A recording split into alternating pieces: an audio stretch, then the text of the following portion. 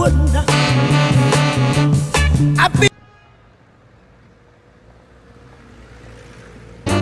I knew that I wouldn't. So good, so good. I got you. Wow, I feel good. В Казахстане все больше и больше консультантов Жилстройсбербанка подвергаются страданиям резкого выброса эйфории.